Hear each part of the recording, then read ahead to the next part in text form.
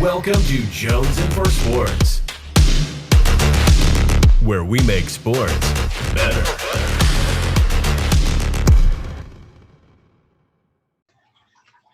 What is good, y'all? It's your boy Jones, and welcome to another episode of Locker Room Sunday. And as always, I'm joined with my host, Luke. What's up, Luke? What up? What up? Week 14 is here. We are 3 weeks away from playoffs, which is obviously the best part of football. And we're getting close. We're starting to realize a lot about these teams that are getting closer. This is when football really matters, is December. It's either you get in or you get out. That's normally what December is about. So we'll talk a little bit about that, recap of last week and our picks for week 14. But obviously we got to start it off with our pick of this game tonight, Rams and Patriots.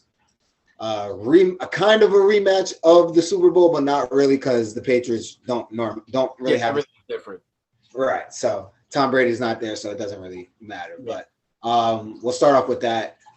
I'll start off and I'll say the Patriots have been playing a lot better than they started this season off. They like they finally found it. They're understanding the playbook. The chemistry is getting there.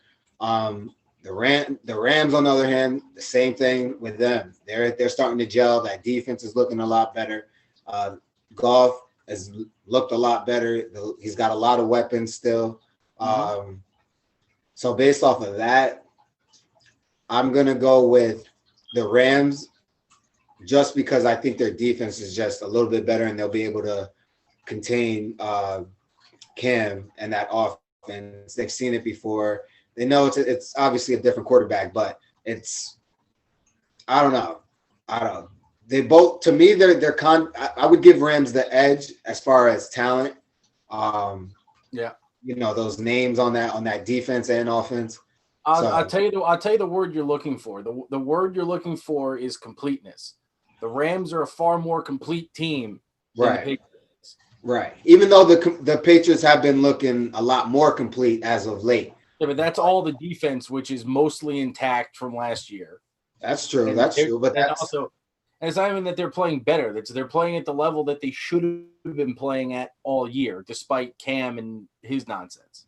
Right. But he's even been playing better. He's actually been throwing over 200 yards.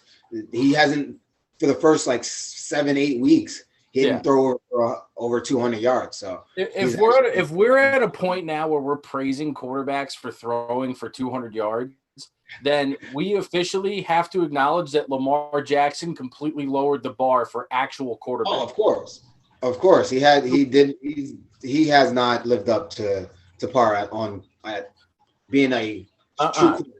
No, he definitely hasn't. But we'll get to him. I'm going to go with the Rams. They're actually about to start kickoff right now. Who you got? I'm taking the Rams. It's very at a bare minimum. I mean, the NFL is in a COVID year is one thing. I will always go for the more complete team over the team that's streaky but been inconsistent to subpar. Absolutely. So on a bare minimum, just give me the Rams because you still have probably the most dominant defensive player in the league. And you have the best cornerback in the league because he's playing finally. He's finally earning that money. Yep. Right. So the Rams are starting to get moving here. The only thing that can hold that team back is Goff. And if you notice when the Rams lose, that's when Cooper Kupp falls off the stat sheet. Keep it simple. Gilmore is not going to cover the slot. No. Feed Kupp heavy. Take away Woods. Yep.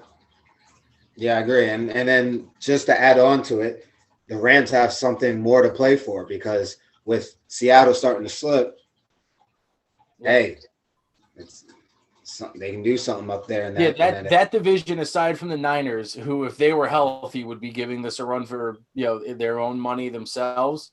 Yep. I mean, that division's a lot more wide open than we thought, courtesy of the Giants. Yeah, absolutely.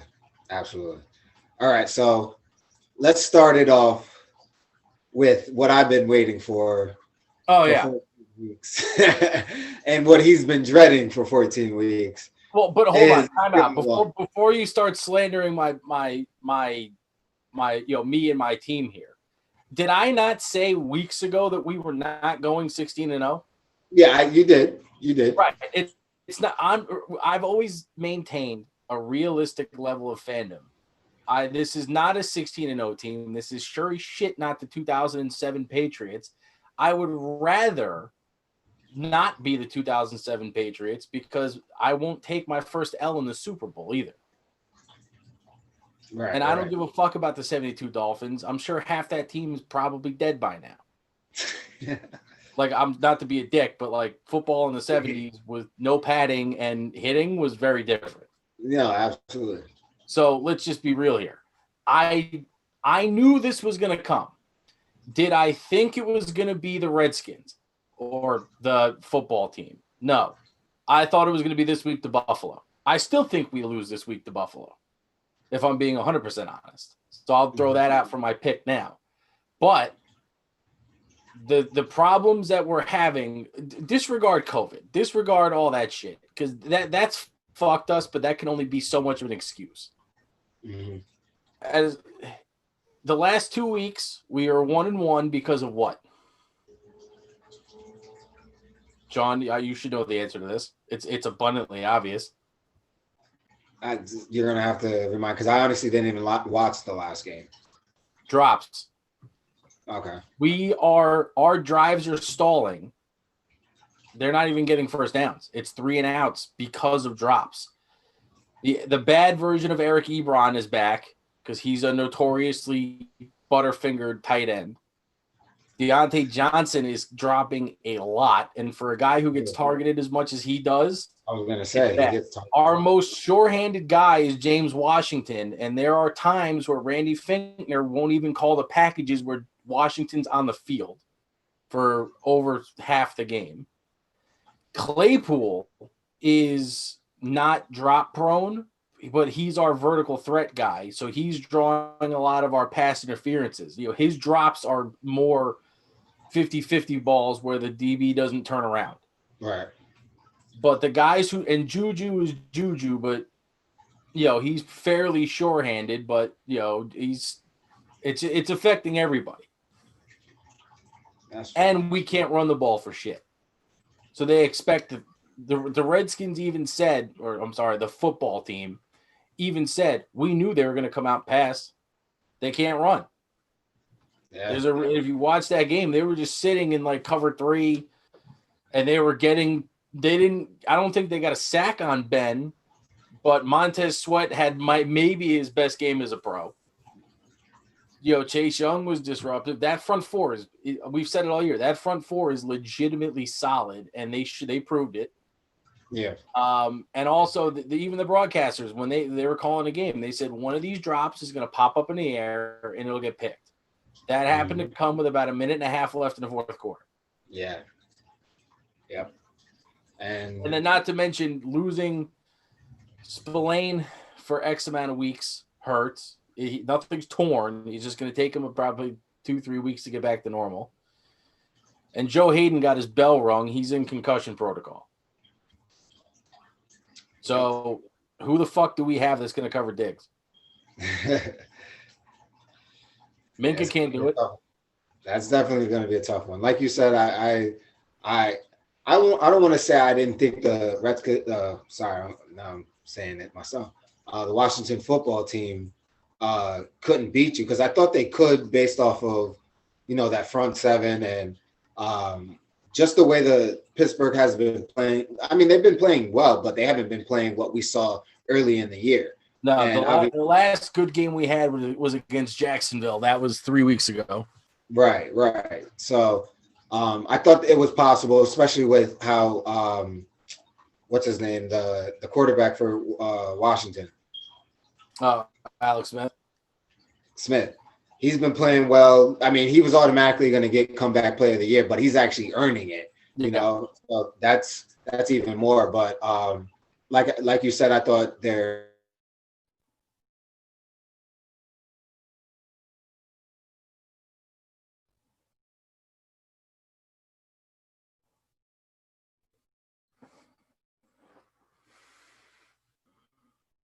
out, but we'll get to that a little bit later.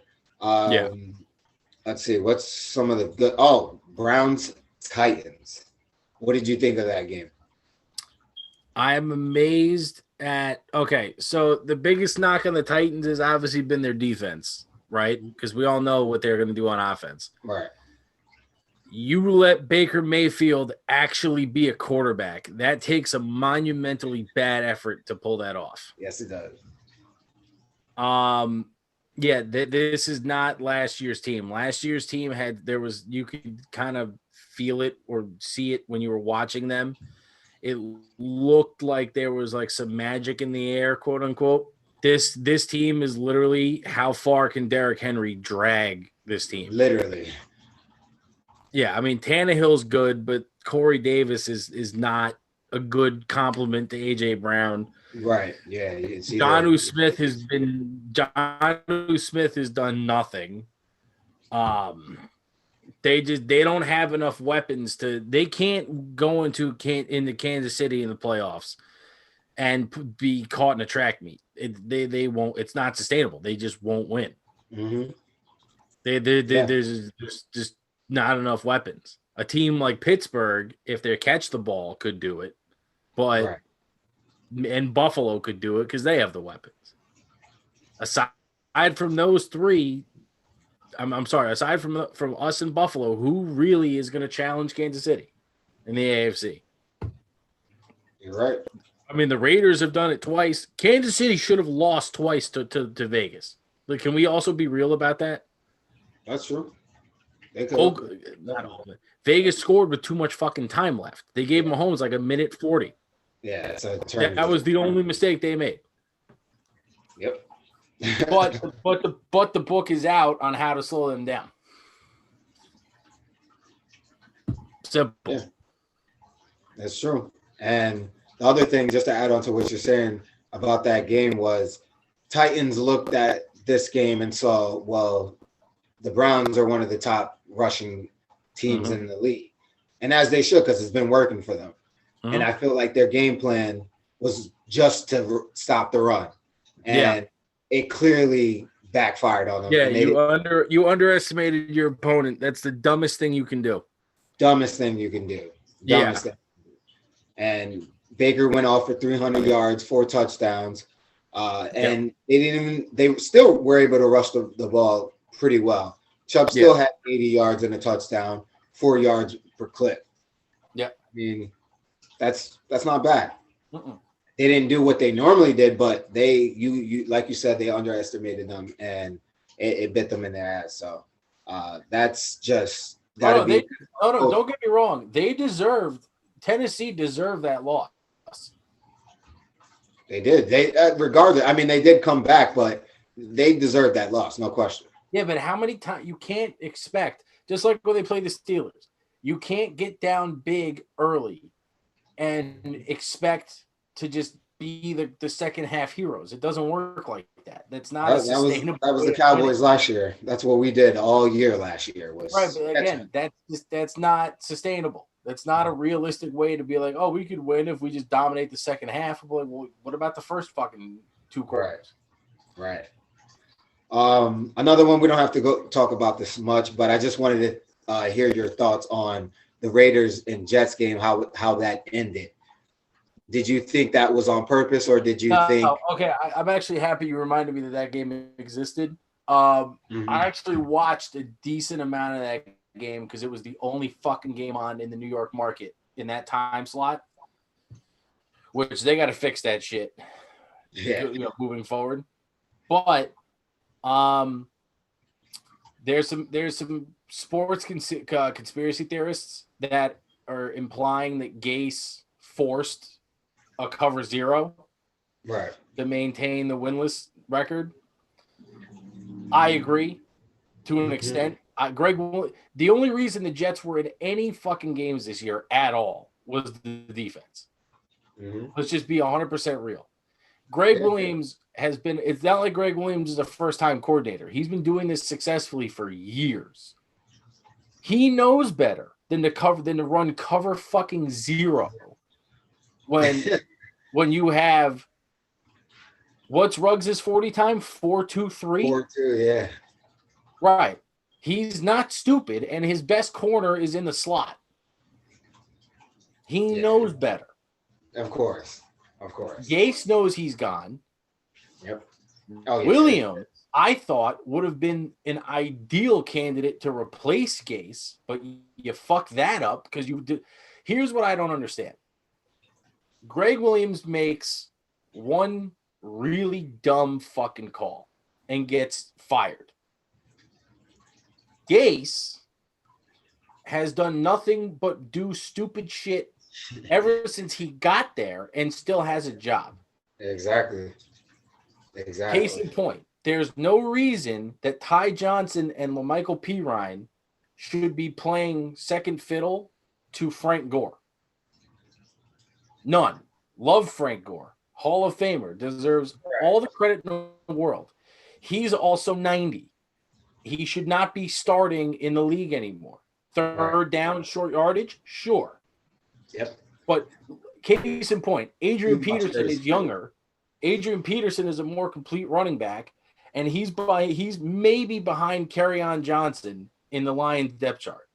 Great point. So why all of a sudden and let's be real, Pirine's a good player. Oklahoma produces good running backs. They do. Ty Johnson was getting reps last year with the Lions because Kerryon Johnson's always fucking hurt. Yep. So you have two guys, one of which has NFL reps under his belt, and he gets to keep his job. If Denzel Mims was healthy the first 4 or 5 games, he wouldn't have had any fucking targets. Now all of a sudden he's the greatest receiver in Jets history. And if that team didn't have Jamison Crowder, who needs to get the fuck out of there, they would score. They would never score. Yeah. But yeah, so any semi-knowledgeable football fan knows that the job that Adam Gase has done is fucking awful. Yeah, Play absolutely. calling sucks. Darnold's development sucks. Relationships with other coaches sucks because I guarantee you that's why Williams got fired was because Gase threw a bitch fit. He definitely had something to do with that. The only thing that doesn't fall on Gase is the ownership, but the Johnsons are a terrible fucking owner family. It's akin at this point to the Dolans. Yep. What the fuck?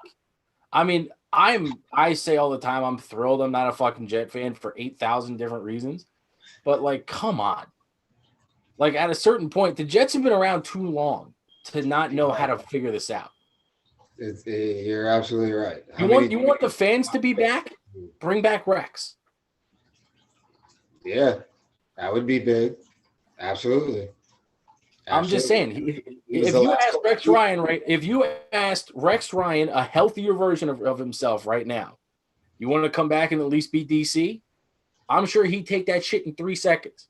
Yep. Hand his mic to Stephen A. and said, peace. Absolutely. That would make sense. I'm just saying, like, you're not the Jaguars. You're not the Panthers. You're not the Ravens. You're not the fucking Browns. The Browns figured it out.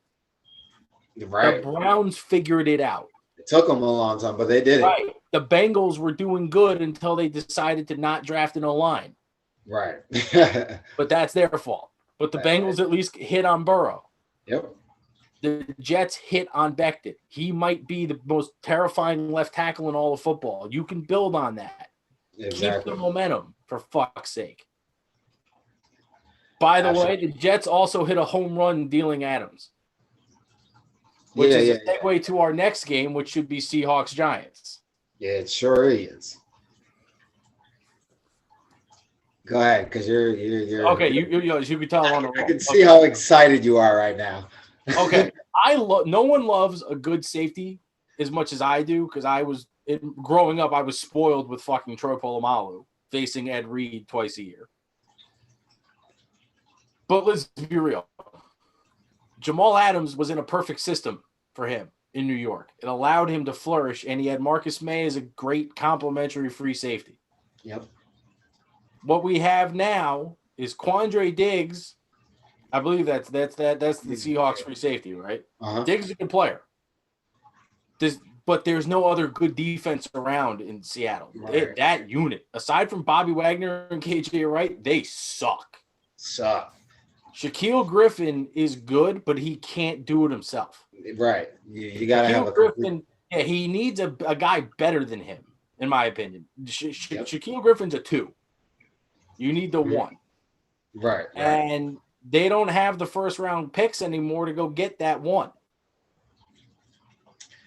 Yep. I mean, and kudos to the Giants, by the way. That's a win I never expected you to get, with or without fans. Cross-country travel seems to have a way of fucking with people. The Seahawks were 8-3. They have plenty of shit to play for in terms of playoff seeding and whatnot. They looked so bad. And Pete Carroll's not the kind of guy to under-prepare for an opponent. I think the Giants' game plan was just perfectly executed. Yeah. Kudos to Joe Judge. No question. This is my thing with that game. Go ahead. Prior to what's his name? Jones going down. Yeah. I would have had the Giants possibly winning that game. I would have possibly picked them only because the Giants of the last few weeks have been looking a lot better. That defense has been looking amazing. Yep. And Seattle, on the other hand, has been going in the opposite direction. Yeah, but if the Seahawks had James Bradbury, who is playing at an all-pro level this year. He's been absolutely. Him, Peppers, Martinez was a great signing for them. That defense is lighting it up. Dexter Lawrence and Leonard Williams are doing their thing. That defense is finally legitimate. I think they're top 5 in the run game. Yeah. No, they know what they're doing. They know what they're doing. And but when you add Colt McCoy, who hasn't played in 2 years, that's what made me pick Seattle. And I thought this would be a bounce back game, but I was shocked that they won, but not as shocked because, like I said, I would if Daniel Jones was playing, I possibly would have picked them to win that game. Yeah. Which it would have hurt me to pick them because I hate the fucking Giants and like I'll put this out there if I haven't said it already. I'm going for Washington to win this division. 1, because I think they can. 2, because I hate Philly and the Giants, and I will never pick them to win the division. But I can see it happening. So, but go Washington. I just got to put that out there. But I'm not going to hate. The Giants are doing what they need to do there to win this division. Yep. They're looking a lot better. I know it's a weak division, but that is a quality win for them. So if they can keep that going, they can be a scary first game to play because that game's home now. Obviously, it's not with no fans, but still the other team is still going to have to travel, and that still has an effect on teams. So that's important. That's definitely important. But Seattle, they were my early pick. They were my preseason pick to win the NFC, and I am completely off that bandwagon. I don't know how you feel, but I'm off that bandwagon. I think they can still win a game or 2, but I can't see them going to the Super Bowl. Not with that not with how Russell. I think we can agree that Seattle would beat a team like the Bears, right? The Vikings. I could see them beating Tampa, depending on which version of Tampa showed up. Right. They're not beating the Packers. Nope. And they're not beating the Saints. Nope. And unless there's a significant injury to specifically Aaron Rodgers, we got a problem because the Saints right now are firing on all cylinders without Breeze. Yep. That defense. They're swarming again. The Packers, if they ever figure out how to stop the run, are terrifying. Yeah. Because that secondary is very good. And Rodgers, I mean, you know what's funny? The Seahawks are reminding me so much of the Packers right now in terms of offensive game plan because it's always Russ to Metcalf, Russ to Metcalf. It's the same damn thing that Rodgers and Adams have been doing for years, except Rodgers and Adams are better at that. Yep. I mean, Adams is better than Metcalf as of right now. And in terms of being a pure passer, Rodgers is better than Russell Wilson. Yeah, no question. Right. No. So, and by the way, everything we've mentioned before, how the Seahawks tend to not get rolling when Chris Carson gets subdued. Giants took him away. Sure did. They did. He got the one late touchdown, which for fantasy purposes was great for me. But other than that, Lockett's done nothing. Nothing. Metcalf, we know what Metcalf's going to do, but he didn't score. Yeah, right. He had a nice highlight. Who cares? Good for you. You got 180 fucking yards. If you didn't score, what's the point of getting 180 fucking yards? Right. It's true. That's true.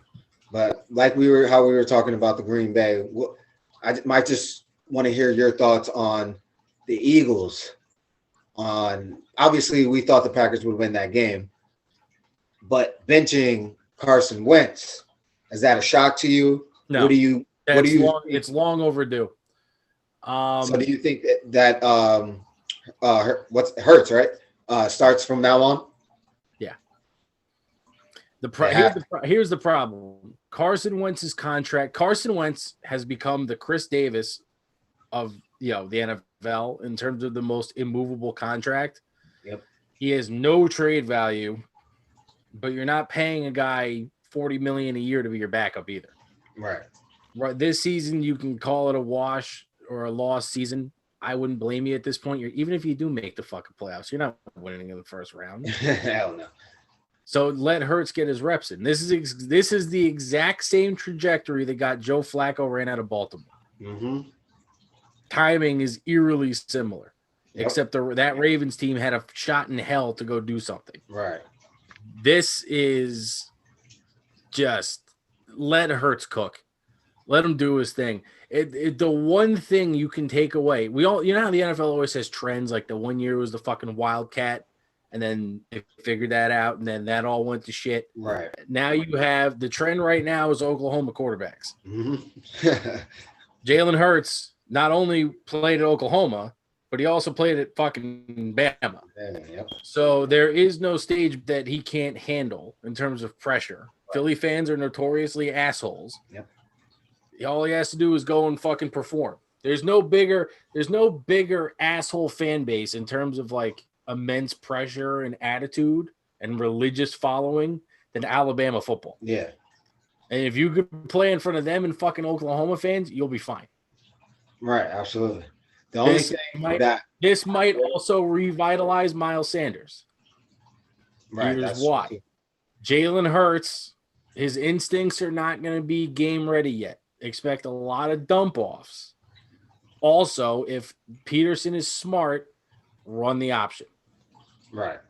Exactly. Sanders, him and Sanders are built for that shit. Right. My thing is because one, I don't want to blame everything on Carson Wentz because it's not all Carson Wentz's fault. It looks like it's all his fault, but he has no offensive line. And that there's a lot of problems, a lot of holes in that team. So you can't blame just Carson Wentz. But I totally agree with benching him and getting Hurts in there. My thing is now you got to cater that offense to him. You can't just run the same offense that you were running with Wentz because it's not going to work. You're going to just get him killed. Yep. So you got to. I hope they're prepared for that. I hope they were ready and prepared for that going forward, because if not, you're just gonna you have the possibility of just hurting this kid, and that's what I'm worried about. I would rather him be ready for next year than you know what I would love to see with Carson Wentz if no 4 whatever they have 4 games left. Let's say Philly goes 3-1. They'll miss the playoffs, but they go 3-1 and they look good, right? They're putting up points. Hurts throws a couple good balls. I immediately, the second the season's over, call Chicago. You call Call Chicago? Be like, what do you feel like giving me for Wentz? Honestly, you're not gonna get a first or a second, but you may be able to get some third and fourth guys that you can fucking plug in. Yeah. Why not? Right. If like get that contract off your books and retool the team. Yeah. Do it by any means. Fire sale Wentz's contract like you've never fire sold before. I agree. And I think a better situation for both teams in this situation would be him going to the Colts. Because that's another good option. What Rivers is not line, you got a defense. Carson Wentz can get back to being the Carson Wentz that we saw the first year, and he can hopefully stay healthy. Speaking of the Colts, name something that when it lasts too long starts to get annoying and you want it to be over.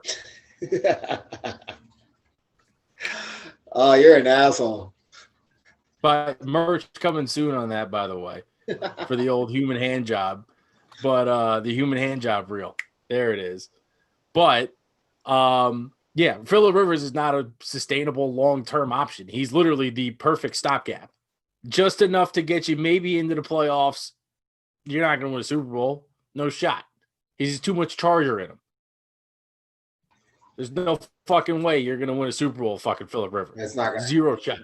No, he's got too much Charger in him. Yeah, exactly. Let's be real. I love Phillip Rivers. I love his attitude. I love how he's a cocky fuck when he's on the field. He is loser DNA that oozes out of him, and right, absolutely. But Colts fans didn't expect a fucking Super Bowl this year, so why not? Why not? That would be or at least rational Colt fans. So yeah, I mean, yeah, Wentz could do great in Chicago. Well, okay, Wentz could do great in Chicago once they get rid of Matt Nagy. Yeah, the current Frank Reich is the great coach. He's doing very good with that team. Wentz would flourish quicker. Wentz reminds me a little bit of Andrew Luck too, which I think that's like a good spot for him. Exactly. I think he would assimilate well. Right, and he's been with that coach before in Philly, so also true. It's a match made in heaven for him. Yeah. Let's see. What's another good one from last week? There's none of them I would say were good. Some of them. So let me ask you. Here, we mentioned this in the Pittsburgh segment, and this needs to be spoken on. Okay. I saw people praising Lamar Jackson for that throw that he made to Hollywood Brown. The back of the end zone fade. Yeah. I'm like, any competent D coordinator would expect a fade out of their fastest receiver out of that formation. It just so happened that the Cowboys don't seem to know what the fuck they're doing unless they're playing Pittsburgh. Yeah, exactly. They forgot how to kick too, so that was abundantly on display. Can we stop with this bullshit? Can we stop calling Lamar Jackson a fucking quarterback? He's not a fucking quarterback. We said it earlier. He won an MVP. Now the bar went from Mahomes to I might as well run the option. That's bad. Yep. That's where shit is. That's where we're at now. Very bad. Yeah, I agree. Lamar Jackson has not progressed. Nah, he hasn't progressed in the way that we thought he would. Last year he had an MVP season. We saw some of that progression, but it wasn't enough. We all still had questions about it. And then this year, it was just like, we got our answer. He's just not that guy. He's just not that guy. And that's going to be a problem for them because that just tells me repeated history in the playoffs. If they make the playoffs, they're going to be out first round. So there's no second seed that gets a bye this year. Even not that they're even going to get the second seed, but it's either you win the division or the second seed is either going to be either Pittsburgh or Kansas City, or maybe Buffalo. Exactly. So It's you win your division or you're fighting for a wild card, and right now that's a hot spot right now. So now let me ask you this real quick, just because I'm curious to pick your brain on this. okay, Lamar Jackson is a running back who they asked to throw the ball every once in a while. Mahomes is a real quarterback. Rodgers is a real quarterback. Phillip Rivers is a passer. He's a gunslinger. You're a GM. You're looking at an incoming draft class with 5 quarterbacks. Are you taking the mobile guy, or are you going to take the guy who's going to stand in the pocket and deliver the ball probably pretty accurate? I'm taking the guy in the pocket all the time. Okay, so you agree with me. No question. There's a certain value in a guy who's ready and understands he's going to take a hit, but will throw a better ball. Mike Vick and Cunningham and Warren Moon, those are the guys who can run, and Russell Wilson are the guys who can flush the pocket and throw darts. Yep, absolutely. Look, notice the timeline between those names. There's a big chunk of years between when they come around.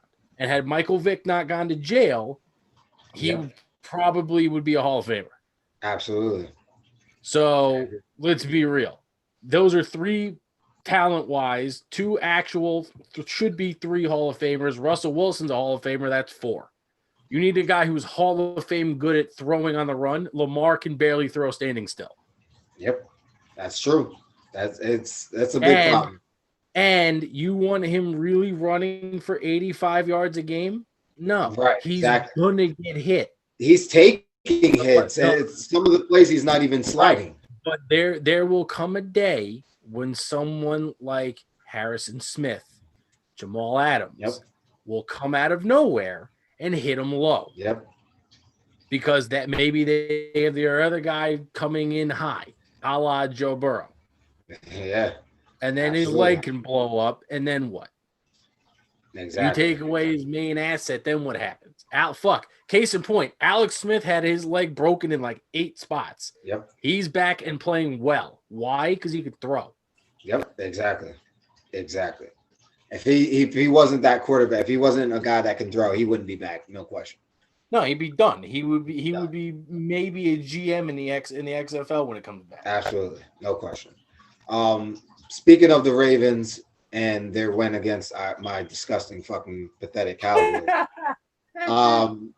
you guys already heard my little spiel on, my thoughts on the team. One other thing that I just wanted to add is, as far as draft coming up, we need to plug in a lot of fucking holes. There's a lot of holes that I'm seeing. And another thing that comes in question is, and it's always comes in question, is Jerry Jones. His drafting it's starting to be questioned now, because some of those guys that we all thought were going to be amazing Cowboys for life, like Jalen Smith and Van Der Esch and DeMarcus Ware, are nowhere to be found. And then not only are they nowhere to be found, they look like they don't know what the fuck they're doing. And these are the guys that are pointing their finger at the coaches. Bingo. If you have any sense, what'd you say? I said, bingo. There's your fucking problem. It's not your personnel. It's fucking Mike McCarthy. It's Kellen Moore. And fucking at this, I understand you can put up great numbers. Dak was leading the league in pass yards when he got hurt. Yeah, Kellen Moore is probably not the problem. But the culture comes from the head coach. When you're playing for Jerry Jones, it's about as cut and dry as fucking possible. Right. Fucking play football. That's basically what he would tell you. Right. Tell me I'm wrong. That's basically what it is. Go play fucking ball. You got unlucky with Van Der Esch. He gets hurt he's basically a younger version of Sean Lee. It's the last thing you need. But Jalen Smith, it's a fucking miracle, hasn't gotten re-injured. DeMarcus Lawrence. Yeah. Lawrence, I feel like, is a motivation guy. You got to get in his ass, put a battery in his back for him to go. How much motivation do you need with a He's got losing record. contract. He's comfortable. He ain't going nowhere. That's the problem. Yeah, We're I paying understand these guys. that. But, We're but putting let's all this also money be in these real. guys' pocket, and then it's done with. But it's not though, because okay, there's two different types of D linemen. There's DeMarcus Lawrence, who needs a battery in his back, and then there's Cam Hayward, who got a massive extension and is still going out and balling. Exactly. But what is the biggest difference between the current Cowboys and the current Steelers is what? Culture. Yeah. That starts at your head coach. But Mike Tomlin should win Coach of the Year. He probably won't, but he should. But this is why I can't blame it all on Mike McCarthy, because every coach that goes in there is going through the same shit. They don't have their full say, because Jerry Jones has the full say. Get creative. So I can't put that all on Mike McCarthy, because that culture that Jerry Jones already has there has those players already comfortable to do whatever they want. They got their pockets are fat. Hey, we're going to play how we play. So I don't know if I can now. Obviously, we're not in the locker rooms. We don't see what Mike McCarthy is preaching to these guys. But I mean, shit. Some of you got to blame some of these players, that their effort, their preparation. Now, obviously, preparation does come from the coach, but some of these plays, like the Lamar Jackson run, for instance. Yeah. Did you see Van Der Esch? He didn't know where the fucking ball was. He looked like a chicken with his head chopped off. So you're telling me that's the second time in Cowboy history where a guy on defense literally had no fucking idea where the ball was? No, I'm just saying that's one instance where it's been like that all season. The first season with Jalen Smith and Van Der Esch, they look like experienced dudes. Right. They look like rookies out there now. Right. Everyone's comfortable. It's terrible. Let me ask you this. Does McCarthy deserve to keep his job? I give him one more year. Fuck no. Nope. I give him another year. I'd get right into college. I'm not one of those guys where you give him 1 year and you cut him. I think you got to give him more than 1 year. What? You're going to fire him week 5 in 2021 when you're 1-4? What's the difference? Yes. Back's ankle may not be back to normal. If need be, yes. I'm one of those guys that you can't fire a guy unless he's clearly not. He doesn't have the credentials to even be in that position in the first place. Right.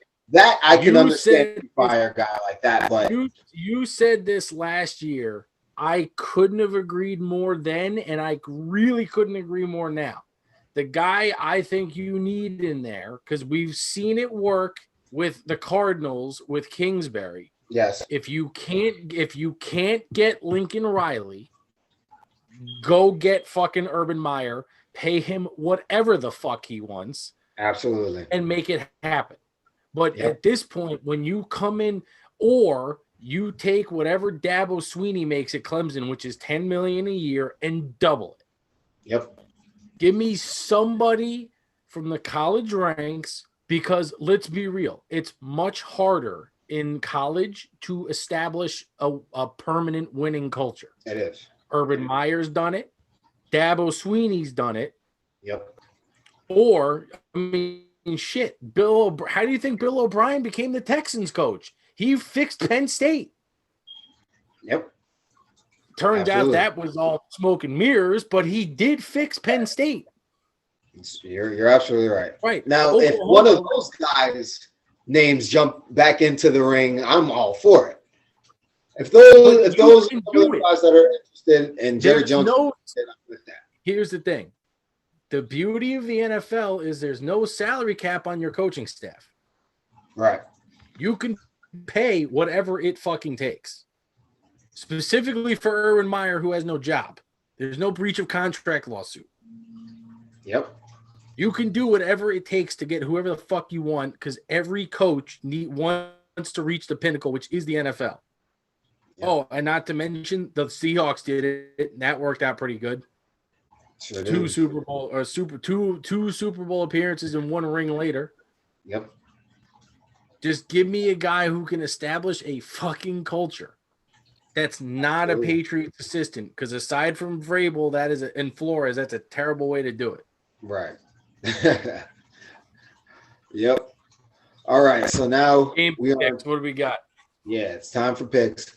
Titans, Jaguars, Titans. Titans next. Vikings.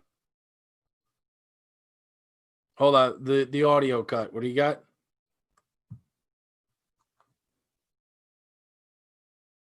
Apologies to all the people out there, because I can't hear what the fuck Sean is saying right now. But, you hear me now? All right, there we go. Yeah. I was just apologizing to our audience, because this happens when the wind in the Bronx gets over 5 miles an hour. Which is like all Vikings who? Vikings, Buccaneers. Ooh, Bucks. Bucks, I agree. I think the Bucks get that one. Chiefs, Dolphins. Low-key good game. Very good game. I want to pick the Dolphins so fucking bad right now, because they have the defense to slow them down. Yeah. But it's got to be the Chiefs. I agree. The Chiefs are just too good. I'm with you on that one, especially if it's a shootout. Yeah. There's no shot. There's no shot. Yeah. So yeah, we're both with the Chiefs on that one. Broncos, Panthers. Carolina. Yeah, Carolina. But Broncos defense, Broncos are not bad. They're just injuries and totally. maturity away from getting back to normal. Texans, Bears.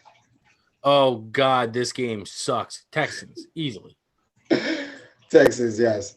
Cardinals, Giants. Cardinals need a bounce back win. Giants need it more. The Giants need it more. I agree. There's no hope. Let's be real. The NFC has one slot. It's to the division champion. Washington's hot. They got to keep pace. Yeah, you're right. You're actually right. Cowboys, Bengals. Real quick, Kyler Murray doesn't look like 100%. That's why Hopkins' numbers are going down. Keep hitting Murray. True that. Cowboys, Bengals. I think we can win this without Joe Burrow being there, but I would not be shocked if we lost this. Oh, Jesus fucking Christ. If you lose to the fucking Bengals without Burrow, you have to fire McCarthy.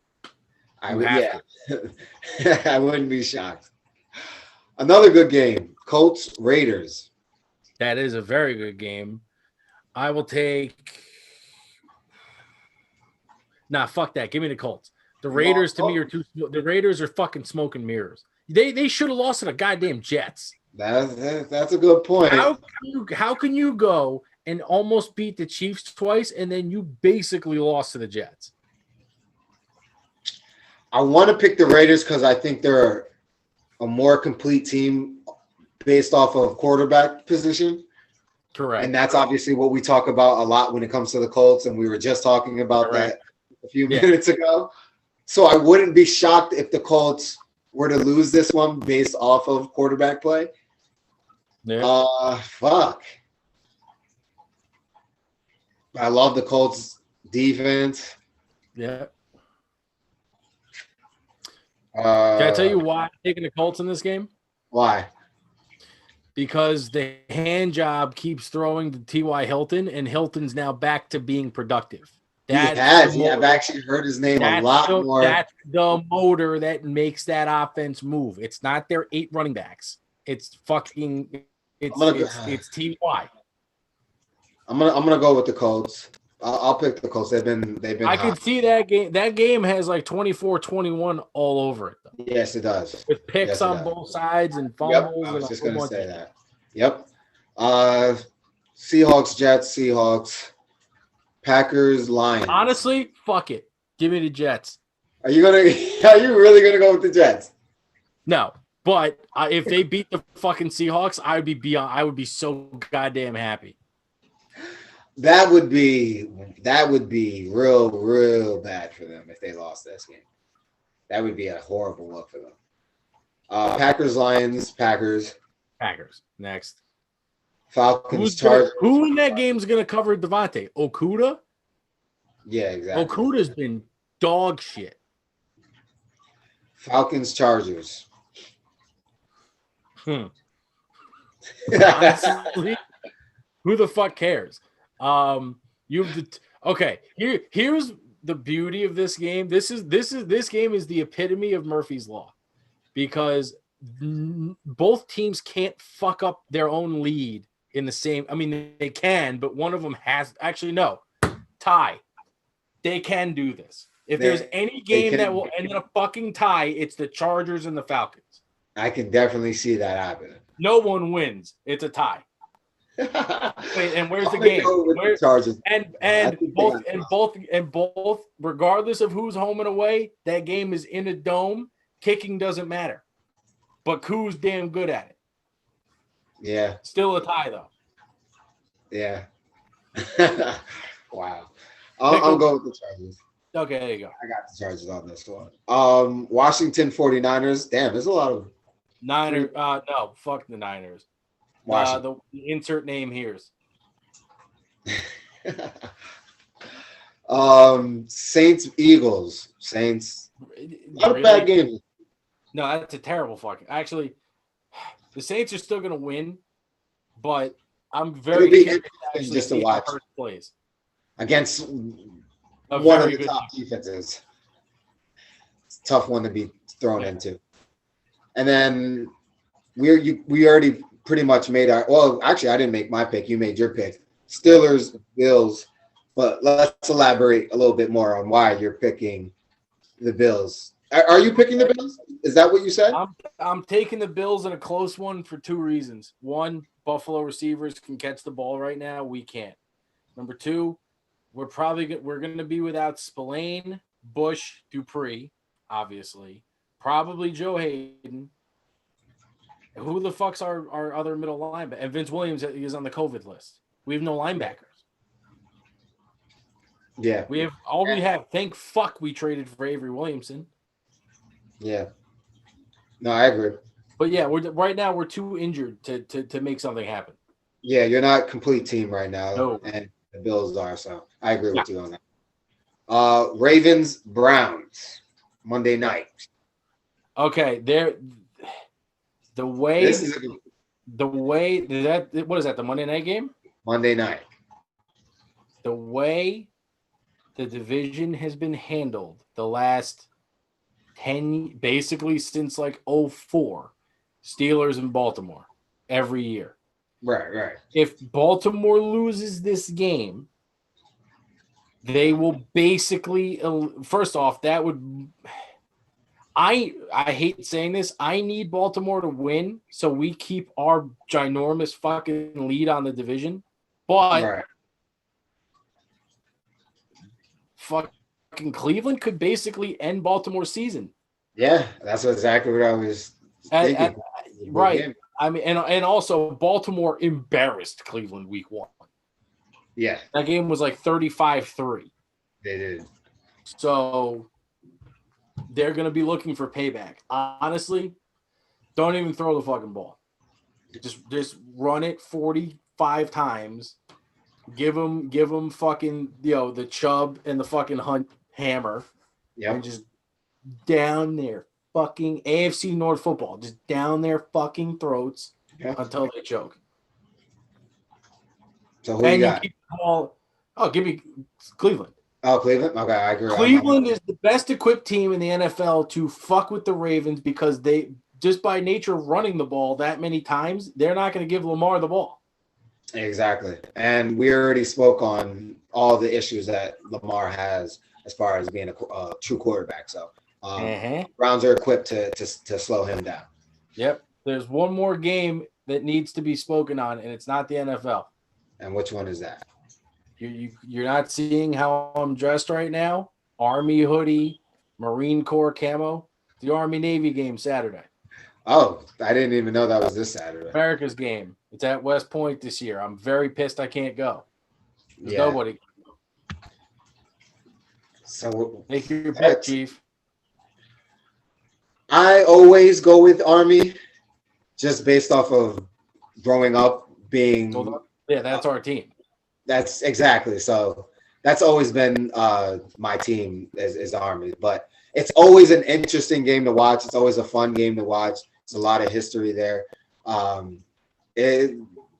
If you're into any football at all, if you don't even watch the NFL, this is a game that you would watch. It's just it's tradition.